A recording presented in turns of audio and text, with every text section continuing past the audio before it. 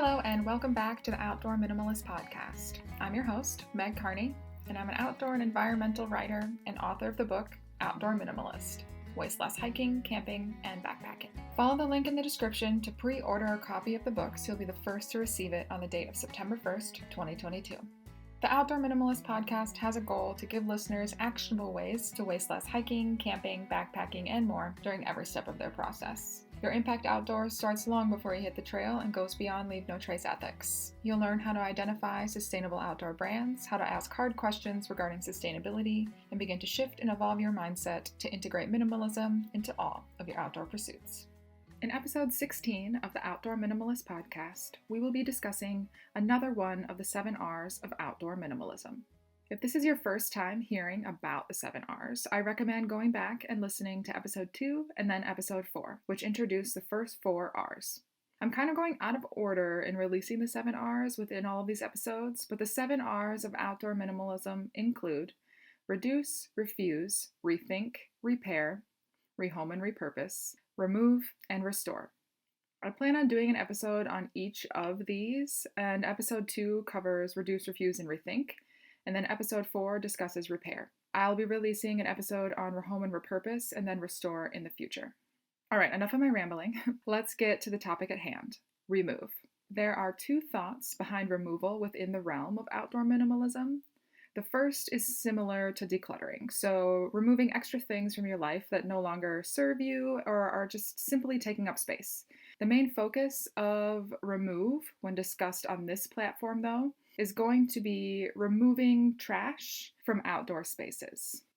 You're likely familiar with some of the leave no trace ethics and guidelines, and if you are not familiar with them, I will put a link in the show notes so you can check out their website and read through those, which I highly recommend doing and knowing before you do any form of outdoor recreation. And they'll also be familiar to the idea of leave it better than you found it, which if you were in Scouts growing up, you will remember that. Remove encompasses a lot of those ideas because we want to pack out what we pack in, but we should also remove other things that don't belong there, even if we're not the ones that put them there in the first place. So to help me discuss the importance of trash removal and cleaning up our natural spaces, I'm happy to introduce Steve Jewett and Bill Willoughby. Steve, Bill, and I have worked together I want to say for almost a year and a half now, as I helped their organization, National Cleanup Day and Clean Trails, launch a news website called the CleanUp News. To introduce each of them before we get into the interview, Steve is a serial entrepreneur who has started 4 successful companies in business supplies. He invented 2 products that enjoy widespread use. Steve grew up in flat Kansas City and moved to Colorado after catching the ski bug. One thing led to another, and he started climbing 14ers. Steve has climbed all the 14ers in Colorado and most of them in California as well. Steve has also summited peaks all over the western United States and in Europe, having been over 13,000 feet more than 1,000 times. In addition to climbing, Steve has helped many people in wilderness through mountain rescue. He's led rescue efforts as a mission coordinator in Eagle County, Colorado, and served as the equipment officer for many years. He has been helping out in the backcountry for many years and considers the effort to keep the trails clean as a way to pay it forward. Bill has over 30 years of experience in international business development and has senior industry experience in positions including digital technology, telecommunications, e-cycling, industrial manufacturing, and software publishing. Bill is a 3rd-generation native to San Francisco, California. While working in the telecommunications industry, he lived and traveled extensively through the United States, Europe, and Asia. While working and living in remote parts of Alaska, he hiked on trails and crossed parts of the country that few others have traveled. His love for hiking and going places started at a young age, while he was living in Missoula and Helena, Montana, where he would take long treks in the backcountry. Being taught at this age to conserve the wilderness for others to enjoy has led to his concern for keeping all trails free of litter. Adventuring plans on your calendar? Remember to grab your Lava Linens travel towel on your way out the door. Founded by a mother-daughter team, Lava Linens crafts durable, luxurious travel towels as a more sustainable and better performing alternative to microfiber and cotton towels. Powered by flax and hemp, they're designed to be by your side for years to come. Use the code Outdoor Minimalist for 15% off your next order. So thanks, Bill and Steve, for joining me on the Outdoor Minimalist Podcast. I'm excited for you both to be here. But before we jump into the topic of removing trash and litter from our trails, can you tell me a little bit more about your experience in outdoor recreation and the outdoor industry and how you started to care so much about litter? Meg, thank you so much. We really appreciate being on here for Clean Identify Trails. yourself first. Yeah, oh yeah, this is Steve, and I'm Bill. that's a good point, Bill. But Bill and I have both done a lot of work in the outdoors. Mine primarily started with skiing, hiking, climbing all over the world, and mainly high altitude stuff. I did search and rescue for many years, and doing cleanups and things to support the environment in a variety of ways is one of the ways that I pay back for what I've gotten. Bill. Well, I did a lot of stuff in the outdoors. I worked in electronic systems, been on top of mountains, traveled a lot worldwide, and again, kind of want to see the world to be a nice place. Right, and you've definitely done a lot of hiking, and you had Montana that you lived in for quite a while. Grew up in grew up in Montana. Yep, and learned to take care of the landscape. Exactly. Awesome. And you guys have known each other for how long now? Way too long. Way too long. So Bill and I have been hiking and climbing in Southern California and up in the Sierras for probably 15 years. 18. Might be 18 years. It's been quite a while. Yeah, definitely enjoy getting out and doing stuff. We've solved all the problems of the world, right, Bill? Well, because we would talk or I had to listen to him when we were hiking. No, you didn't have to. Through all of those experiences together, though, just as a little backstory, I've worked with Steve and Bill for, I don't know, like a year and a half maybe now. So I already know the origin story, but for listeners, what is kind of the origin story of Clean Trails and National Cleanup Day? Yeah, thanks, Meg. So one of the things that we did was we'd go hiking on some of the same trails on a regular basis in San Diego. One particular trail was called Iron Mountain, and we'd go hike up Iron Mountain, again, solve all the problems of the world. I would pick up litter and trash that I'd see on the hiking trails and put it in my pocket. Actually, pick it up with his hands and put it in his pocket. Right. And so as we're solving all the rest of the problems of the world, Bill finds this to be kind of disgusting and says, why don't we do something a little bit different? So I actually went to my barbecue set. My wife still doesn't know that I took the barbecue tongs out of that barbecue set yet, but went to the barbecue set, picked out a pair of barbecue tongs, and put the stuff into a bag. What I found was that the barbecue tongs that I picked out didn't work very well. So we spent a lot of time figuring out which would work. But what happened was funny is that we were playing a game where I would spot it and Steve would pick it up. And if I missed something, Steve would say in a very disgusting voice, what would you say? As annoying as I could be, you missed one. Right. And so we had fun and people joined us because we sort of Tom Sawyered them into doing that. They joined us. And so we decided to start Clean Trails. Right. And one of the pieces on Clean Trails that we do is some of the infrastructure. We had real good success with that. And then The infrastructure being the tongs or the litter trail getters. boxes. And Yeah. And so after about 2 years, maybe a year and a half on Clean Trails, we came up with this crazy idea. after we got the 501c3. Yeah, after we got the 501c3 for Clean Trails. for Clean Trails. And we decided to start up a National Cleanup Day. And that has led to a lot of different things. Working with a lot of great groups. Right. And so what we do now is our primary focus is support the organizations that actually do the cleanups. Worldwide. And of course, in the United States is our primary focus. And I always get this confused, but are you guys also part of the World Cleanup Day then too? Well, funny enough, on World Cleanup Day, we helped them get started. That was, you were over in Estonia. And now, because I'm old and slow, Steve nominated me before I could nominate him to be on the board of World Cleanup Day. Right. So Bill is now on the board of the World Cleanup Day. He helped write the business plan and takes care of North America. Right.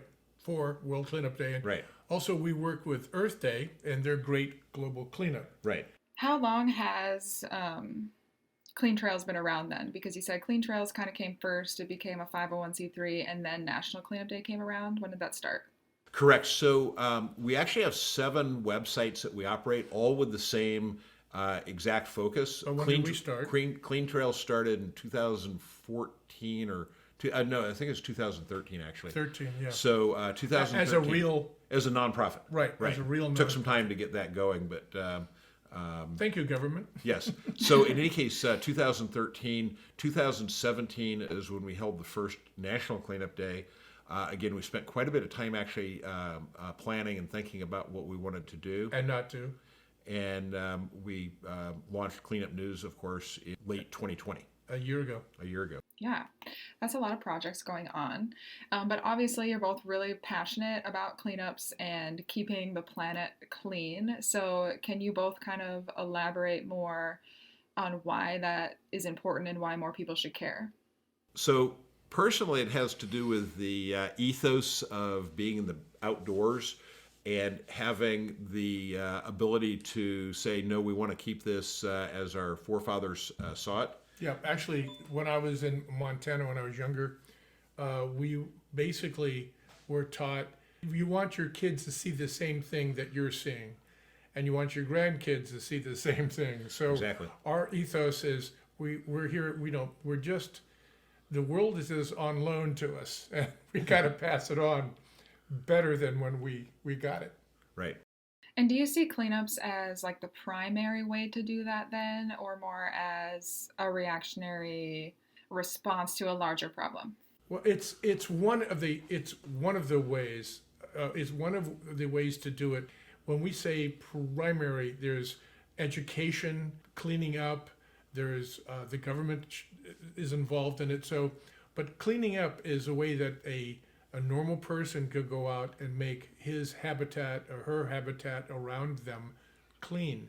And then once you've done that, you want to kind of keep it this way. So, Steve, we call it community what? Community cleanups? Or Community-based. Oh, community-based social marketing. So the science behind it is real clear that if you want to have environmental advocacy or changes in what people are doing, it's based in the community. It's getting people having the word out there. But ultimately, we want to have people not litter and trash the environment to begin with. So and then education. And that's the education side, and we work with a number of partners, including Leave No Trace. Yeah, so what is kind of the impact that you have seen since you started doing all this, even before Clean Trails? What has the impact as the organizations have grown and education has spread and more cleanups have been put into place? Right. So we've actually seen some significant drops in certain types of litter in places. Obviously, with the pandemic that has occurred, there's people that have had more PPE that's out there. But many spaces are getting cleaner. It's kind of a gradual process. In some places where we have the infrastructure in there and then some of that education where we're targeting the wildland urban interface, that's a long. Say that. Yeah, the urban wildland interface trails where there's some infrastructure in there and some education that we've worked on. That actually has seen some significant decreases in trash and litter. It's still an ongoing process. Also, we've gotten partnerships with groups. We brought a lot of groups together, and by doing so, have enlarged their sphere of influence. So people are getting more and more aware of what's out there and how to help out. When people say they want to save the world, that's nice. But if you say, oh, what if you just cleaned up a little bit? What would that impact be?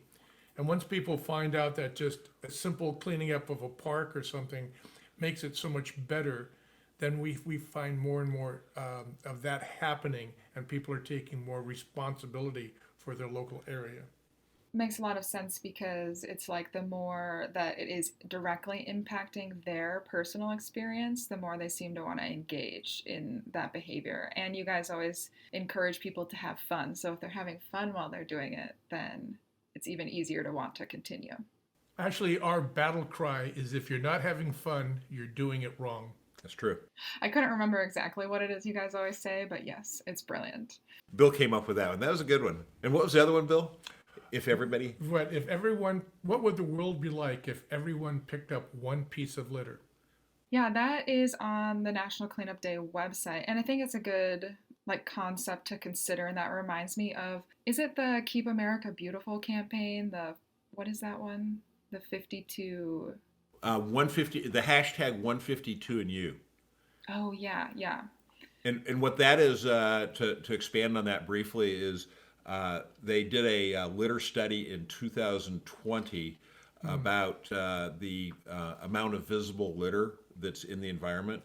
And it was primarily in cities and streets and stuff, highways. But they used it to extrapolate for other areas as well. And if 152 pieces of litter is what it came out to per person in the United States. Altogether or per day? Altogether. So essentially, if, this would be great if it happened. If every single person picked up 152 pieces of litter and didn't litter again, there wouldn't be any more litter. So it's a solvable problem. Yeah, and it's such a low number. I think sometimes people assume the problem is much bigger than that, because 152 pieces of trash, you wouldn't even have to pick up one piece every single day of the year. Correct. And it's simple. Well, a lot of people see the problem they see is overwhelming. They'll go on a trail and they'll see all this litter. What they don't understand is how many people are on that trail. If everyone, whether it be 5 people or 100. Yeah, if everybody who's on the trail would pick up a couple of pieces of litter, it would be clean in no time. It's a question of it's getting people started, and the education is the hardest part, because most people, when we did our marketing, we did a lot of research, and most people thought it was the state, federal, local government's responsibility to clean up. And you mean to tell me, Bill, they don't send somebody out after I go on a hike to pick to up follow the litter? you? Yeah, follow me. Yes, and the problem is once we explain to them, no, you're responsible, so then they're willing to do it. So a lot of this is the lack of education that we were taught when I was young, and Steve was, that you're responsible to clean up after yourself. But doesn't seem to be being taught that for trails and for the outdoors. Or it hasn't taken, one of the two. Oh, yeah, that's another point too. Yeah, maybe a combination, yeah. It's like that leave it better than you found it, that Scouts rule, is more of a, I don't want to call older school saying, but... Exactly. Yeah. It seems to be less people who are entering the outdoor space right now are aware of those types of unwritten rules. There needs to be that infrastructure at the beginning of the trail and throughout the trail to remind people, don't litter because of XYZ. Well, you are correct. It is when people, they're not aware of it. It's not a question that people are bad or they're evil. It's just that they're not thinking about it. We find that a lot. Surprisingly, the most easy way to prove that is people go out with a doggy bag. They will very consciously, very nicely pick up the doggy poop and put it in a bag, and then forget about the bag when they come back down the mountain. And assuming you're on a mountain. Or a trail. And there's not a trash can in between. And there's not a trash. Well, even then, usually. Yeah, and what actually happens a lot of times is they put it on the trail with the intention of picking it up on the way back down, and so they forget about it. They put That's what I said. Yeah.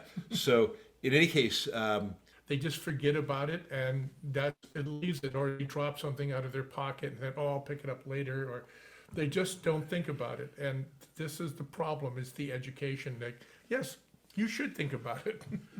One comment there too is that our friend Stephen Reinhold from Trash Tag, that he started Trash Tag because he accidentally littered a piece of I believe it was a receipt, wasn't it, Bill? Yeah, fell out of his pocket, I think.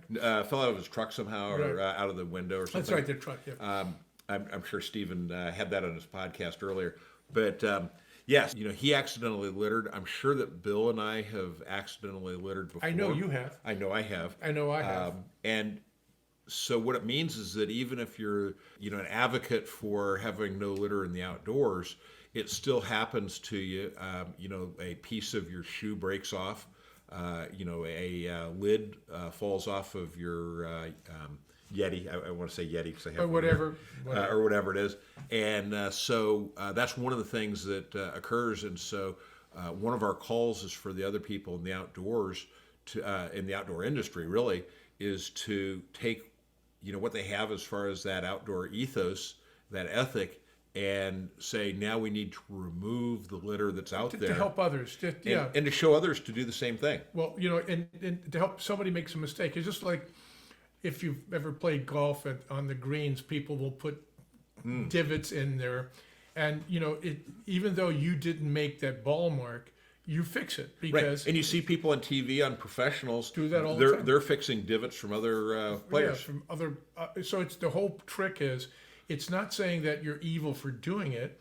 It's like, okay, you made a mistake.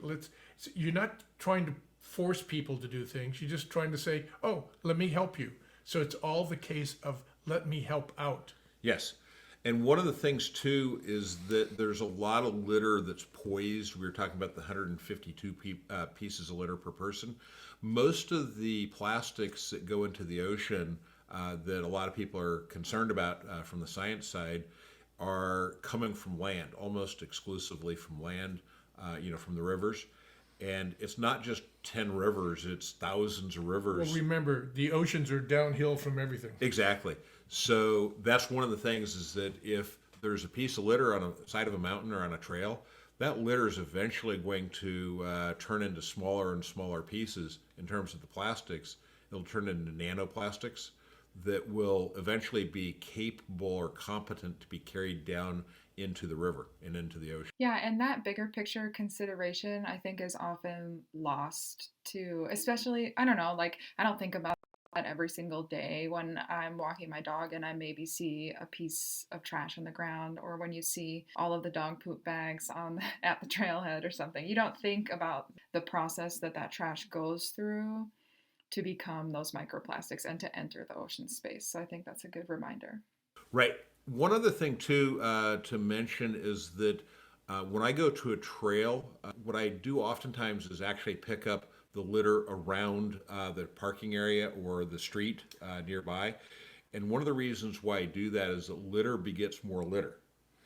And if you see a lot of litter and somebody drops something, say, oh, I'll just leave it there because it's more litter. The city's going to take care of it. Right, something, or the Forest Service. But if you drop it and there's no litter, you think, oh my God, so then you pick it up. Right, and then that can extend to the the hiking trail or the mountain, whatever it is, or the street or the alley or whatever. And it goes downhill as well as uphill in this case. So it's the whole city, it's the whole county. People will see this. So if they don't see litter, like if you go to a parking lot of a grocery store, it's a perfect example. If you don't see any litter and you drop something, you say, oh my God, you'll pick it up. But if you see it's full of litter and something drops, you think, oh, well, somebody else is going to pick it up because there's so much of it there. By the way, who takes care of picking up litter and trash at a grocery store? Is that me and you? I guess. Right. Ideally, the grocery store does it. And some of that's simply having, people there. Some of it's accidental. Depending on the area, something like 75% of litter is not done intentionally. So, although we do have a term for people who litter intentionally. So people who litter intentionally, we call them illiterates. That's funny. I could see that being offensive, but it's funny. So National Cleanup Day is every year in September. And is it the first Saturday of September? I forget. The National Cleanup Day is held every third Saturday in September. So in 2022, it'll be on September 17th. However... Also, by the way, that is also World Cleanup Day. Yeah, that's also World Cleanup Day. So this is happening in 180 plus countries around the world. We also, of course, do the same thing for Earth Day. But and the Great Global Cleanup, also in about 190 countries. One of the things on the National Cleanup Day is that for public lands, we actually recognize the entire month of September. Part of it's because we have Public Lands Day that occurs on the fourth Saturday of September, but also because in a lot of areas, especially those where there's weather-related events or high tides in a river environment coming into the ocean, it's better to have your cleanup going on at low tide on a Saturday. So a lot of times they'll move the date to one of the other days. You don't want to get washed away. Right. So we have Leave No Trace actually recognized it for their cleanup during that week. Also, we have a lot of river groups that do and the river groups for the entire month. Right. So there's a lot of activities going on in September. And the people in the Great Lakes area have theirs. The same thing. They don't have tides though. Do you have the data from 2021 of like the impact of National Cleanup Day or even National Cleanup Month? Yeah, so during National Cleanup Month, we had just under 1 million people participating. That's actually a little bit down from 2019, or that's down from 2019, where we had over 2 million. Well, this is a hybrid year. Kind of a hybrid year. Because of the pandemic, and it's people just getting out.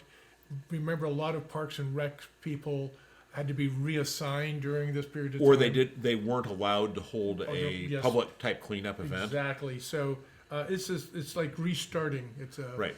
That's okay though, because there's a lot of people that did it individually.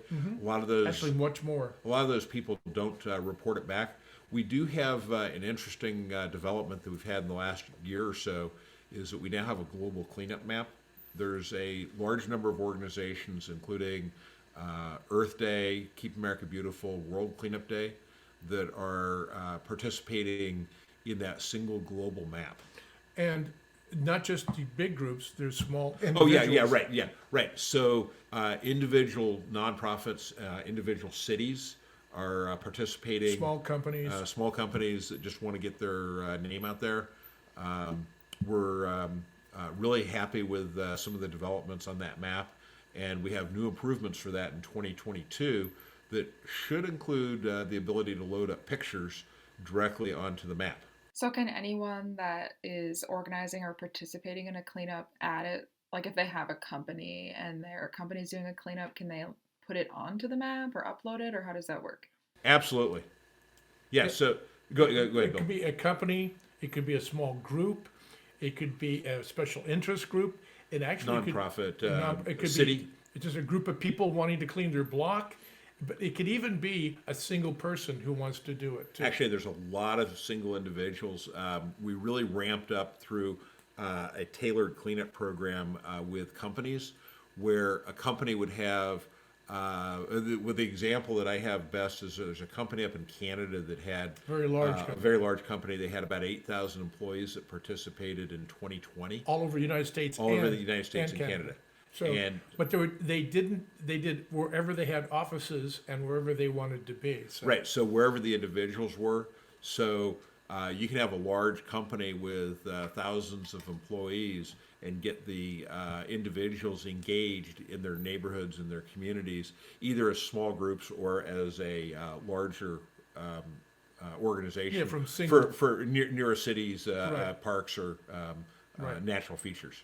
Yeah, and all of that is really impactful, seeing that larger scale movement, I guess. And one thing that I have been seeing a lot in the news lately is the cleanup of the Great Pacific Garbage Patch. Have you guys been seeing that?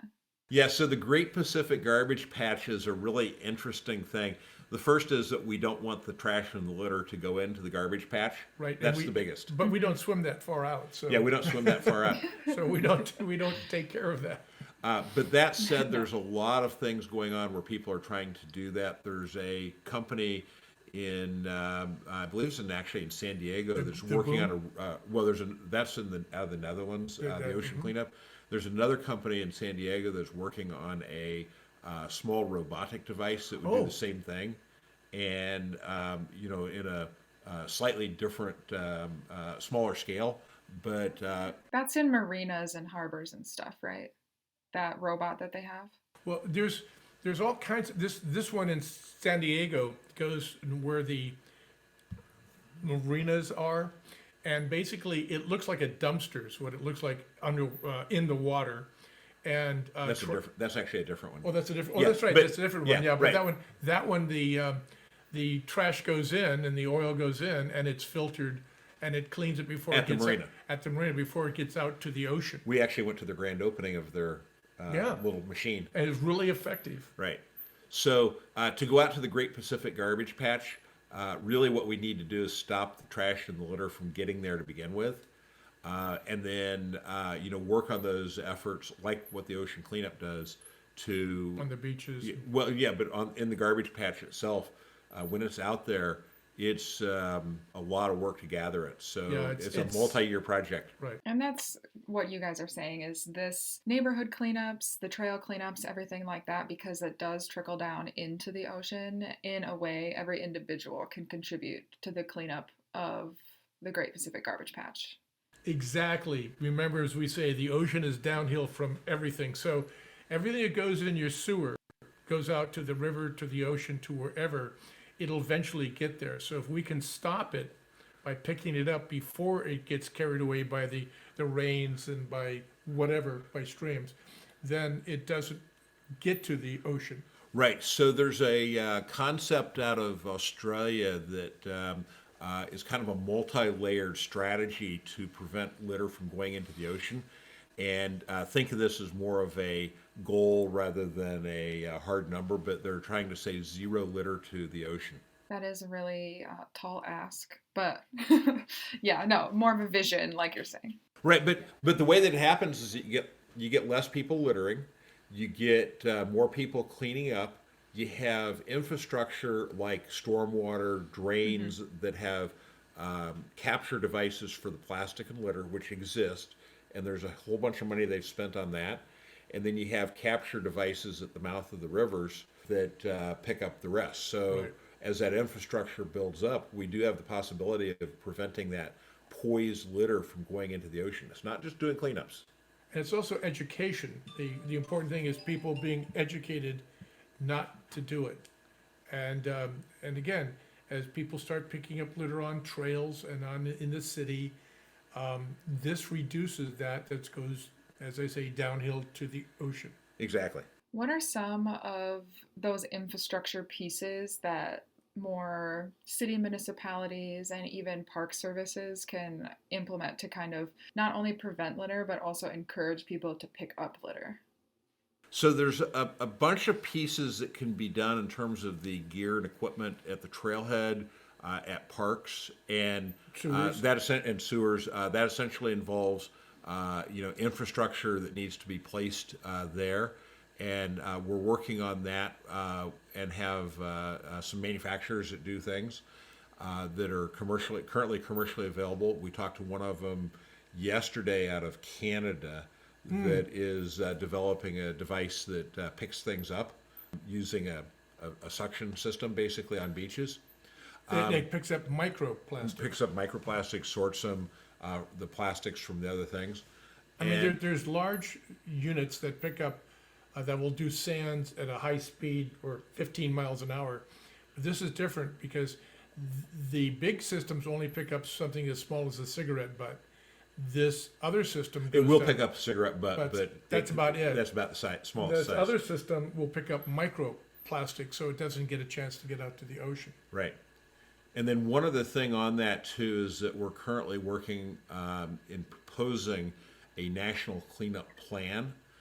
This is something that's going to take several years and will involve a large number of organizations, both locally, statewide, and then nationally. Yeah, and that's in the works now. We'll see how far it gets. Exactly. Do you want to share what that would look like, or just kind of skip over that? Yeah, we can talk about that. But not much. Yeah. But it's because it's just starting. Yeah. And we're basically So kind of in the planning phase right now. the planning Correct. plays for the plan. Yeah, exactly. When nobody's put one together. Yes, and so we're working with schools to get this done, and we're also working. Actually, we just talked to Tennessee. Yeah, so we have Keep America Beautiful, Earth Day, National Cleanup Day are involved. So there's a lot of groups involved with it, but right now, as you say, it's in the National Cleanup Plan is in the planning stage. But we're talking to a lot of groups, like we just talked to Tennessee Wildlife. Right. And They so- run a statewide cleanup. which is very good. So we're trying to get all this into one place. And so We right now are working with Colorado. What is it? University. Yeah. So the program's actually going to be one of the one of the aspects of the programs with the University of Colorado for a master's project for a number of students there, and it involves a number of organizations already.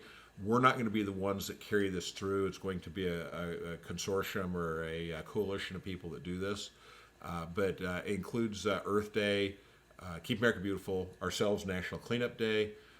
We have Protect Our Winters, and what's the other? Oh, American Alpine Club. And again, the Tennessee. And the Tennessee wildlife guys. And other groups that are joining in, other cities and such. I know University of California, Riverside. Right, and it'll take a while, but it's getting... this is the grassroots start of that. Well, it sounds really exciting. I'm interested to see how it all plays out and what the plan actually looks like, because something like that is obviously very needed at this time. Right. Yeah, we're interested in looking at it too. So other than that larger scale planning and infrastructure things, how can individuals get more involved in their communities? It's really easy for an individual to get involved. Basically, go out and safely clean up. You can do it in your neighborhood on a walk. My wife and I do walks all the time in our neighborhood, and I pick up stuff. I don't do it every hike or every walk that I do, but it's really simple and easy, and it really basically involves just picking something up, putting it in a bag or into a something to hold it. One of the neat things we found is that when I had children, getting them to clean their room was almost impossible. So that's why we came up with National Cleanup Day. It's because you say just one day a year you go out and clean up. So what we're trying to do with Earth Day, National Cleanup Day, World Cleanup Day, is get people started. So the easiest way they can do is start looking for cleanups in their area. Go onto our website and find them. Because we have a map that will actually show people where cleanups are happening in their area, or they can start one in their area. Whether it's a park, it's a street, it doesn't matter. And what happens is you start feeling good about yourself. Wait, I already feel good about myself. You should. Yes, you really need to. So it's easy. It's not hard. Again, it just either start a cleanup, and you don't have to do it like every week, or it doesn't have to be like homework. It's just something you do one time when you're feeling the urge. Go out and do it. And it's a good way if it's a sunny day out and you're feeling happy, why not just make the world happy as well? Right. Do it once a week. Do it once a month. Whatever it is. Once a year. Yeah. It doesn't matter. Make it simple. And can you guys just share what your website is so it's easy for people to find? Yes, our website is nationalcleanupday.org, and you'll find it at Clean Trails as well. Everything's integrated and really simple. And I'll share that in the show notes as well. When people are cleaning up, one thing that we talked about in the episode with Stephen Reinhold was sharing things on social media. So do you guys use any hashtags like #TrashTag, or how do you have people share when they're cleaning? Yeah, so we have National Cleanup Day as far as a hashtag, and then also Clean Trails. And of course, we support everything that Stephen is doing on TrashTag. One other one is plogging. We work with a group out of Europe for plogging, and there's a lot of people that do that. Plogging.org. Plogging.org. And for people that don't know what plogging is, it's basically doing a cleanup while you're on a run. Well, when you're on a jog. Or a jog or a walk. Or a walk. We just go out there and sometimes it's kind of hard to stop and pick things up, but sometimes if you're tired, it's a great excuse to stop for a little while and rest. I think it would make a great Olympic sport to have people going off and running as fast as they can, picking up litter and trash at the same time. What do you think? Without falling down. Yeah, I was going to say that's a good way to get people to fall down. Maybe if you're racing, you shouldn't do that. You shouldn't do it. No. But hey, everybody else can have fun and do it, right? But it's as we say, when you're jogging, you see trash. Oh, look, I have to stop to pick this up. Pant. But it doesn't take very long. Yeah, but you can breathe during that period of time. Right, exactly. Take a break. Well, awesome. I'm glad that you guys could come on and share all of that information. Is there any last minute things that you'd like to share, or other ways that people can get in touch? This most important thing, and we said it before, but I'll say it again. The battle cry here is, if you're not having fun, you're doing it wrong. Great job, Bill. Thank you. You're welcome. Well, thanks again to Steve and Bill for taking the time to chat with me on the Outdoor Minimalist Podcast today. If you want more information about National Cleanup Day or Clean Trails, then check out some of their content in the show notes and sign up for your very own cleanup in your community. There's a lot more that can be said about cleanups and why they're impactful, but cleanups are one way that individuals can make a tangible impact. They are kind of a stepping stone into a lower impact lifestyle, and they're a good way to get your community or your hiking buddy, your family, more galvanized and engaged when they are out hiking. Thanks for listening. And if you like what you hear, let me know. Leave a review and be sure to subscribe so you never miss an episode. You can now find me on Instagram at outdoor.minimalist.book. Follow there for daily updates, other educational resources, and to help build an outdoor community with a shared goal to create a better outdoor space as we recreate.